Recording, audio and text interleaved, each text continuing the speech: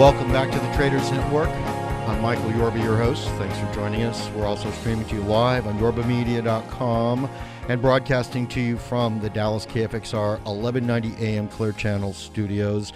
All right, it's my special pleasure to bring on our impact investing and crowdfunding correspondent, Vincent Molinari, co-founder of Gate Global Impact.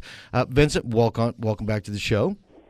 Thanks, Michael. Always a pleasure. All right, my pleasure. Now, you have brought on two special guests, people that are on your board of directors with Gate Global Impact, and it's Clare Munn and Maria Bello. I want to welcome you both to the show. Thank you for showing up.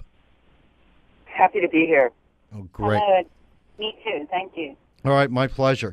Now, Clare, we'll start with you. You are a general manager and co-founder of GATEWomen and Gate Education. Please give us a little background on how you got into this, working with Vincent, and what some of the initiatives are that you're bringing to the table. So, Vince, we had met through another board member who has been involved in the social impact space for some years. And the more that we were listening to the possibilities of the platform, the more excited we became, because it really does provide a global ability to tap into consumer behavioral changes today, which is around crowdsourcing. And, you know, Maria will talk about this as well, the NGO model and what we feel about the NGO model, and how this can actually truly provide a concise, clear step for sustainable businesses moving forward. I'm delighted to be a part of it. Good. Well, thank you, Clare. And Maria, I hope you win an Oscar this weekend. Oh, well, thank you. If I was nominated, I'm sure I would. But you know who's nominated is Clare Munn. Clare Munn. Yes, she's an executive producer on the documentary called The Square, which is an incredible, talk about something that's having a social impact. Please, everyone, go out to Netflix and watch The Square. It's really being played all over the world now, and it's starting a revolution. So hopefully Clare will be winning this weekend. Let's hope. Yeah, We'll be pulling for Clare and the Square, that's for sure. Definitely. All right. Well, Maria, tell us, give us your take on what's going on, the work that you're doing in this regard. I've been working, you know, for the last 30 years with women all over the country and all over the world. I started out at the Women's Law Project in Philadelphia, and since then have started two of my own not-for-profit organizations, have worked for many women's NGOs, and have spent most of my time in the last 7 years in Haiti creating We Advance and We Advance University.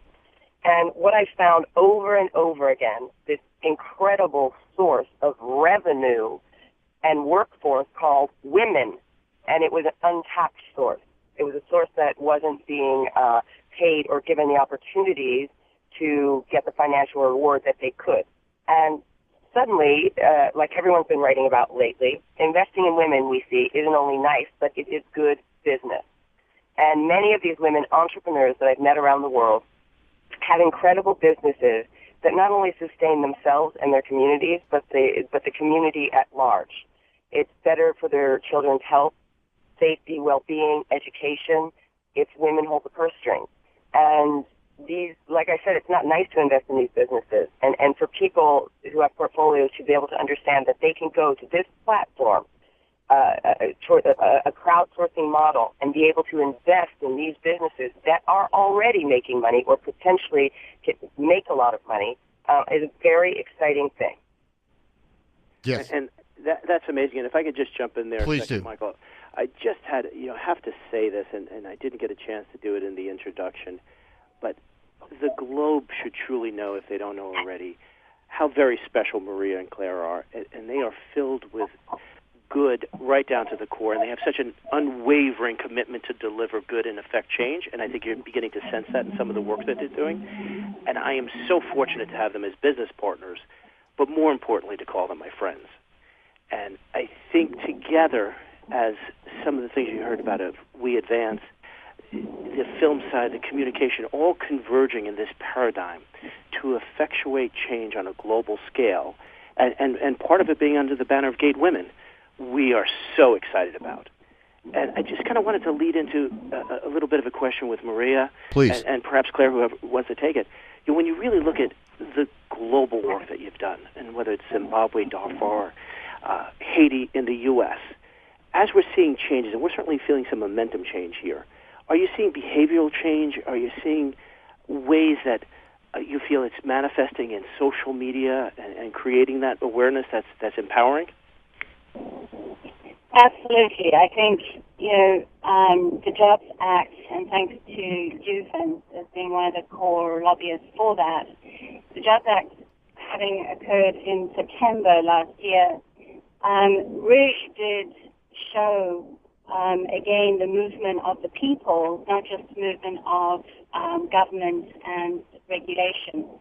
Kickstarter, crowdfunding.com, all these various platforms which started, between 5-6 years ago, quickly enabled people to realize that they had a choice of where they donated money or loaned money, but none of it was regulated. So if we had the ability 20 years ago, when my family started an NGO in Zimbabwe, to have had even 1/10 of the capabilities today of not just funding capabilities, but exposure and awareness and opportunities to change actions, it would have been a very different place. And, maybe Zimbabwe would be a different place today. But as Maria was talking about with We Advance You, the whole vision of hers around that was around connecting people through technology, because that's what people are now used to be doing. No matter how rudimentary the mobile phone is in various places, people are using it to connect, learn, share, and take action. So again, the timing of a platform like Gate Impact is perfect, not because it's the great idea and the possibilities, but it's the expectation of consumer behavior and people's behavior today. And it's also the temperature right now that we can see, that this millennial generation, they would rather buy a product that has some sort of a social impact than not. That people are understanding more and more that they want to feel good about what they're doing and what they're investing in. And for me, that's a real draw. So you get both things at once. And like Claire said, I think this is what Gate Global really is doing, is being a leader not only in the conversation, but allowing that conversation to get bigger and bigger and bigger. Because right now it's all about connection, and I feel that that's what we're doing right now: connecting.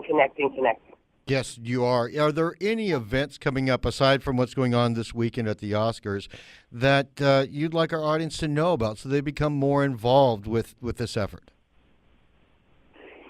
We are having, funny enough you asked, a fundraiser tonight in Los Angeles for Artists for Peace and Justice. If you go to apjnow.org, it was founded by Paul Haggis, and he introduced us all to Haiti. But we are with them looking at initiatives to start self-sustaining businesses in Haiti so that money will not have to be raised anymore and the community will flourish and we don't have to be jumping for money. I'm just not interested in doing that. I think that the old NGO model is very broken. But it'll be a really fun event. There'll be really cute people there with really nice dresses on. And also, Vince, APJ, as you know, are the ones in Haiti who are incredibly interested in GATE and actually being the recognizable office there for GATE in Haiti, because they get it.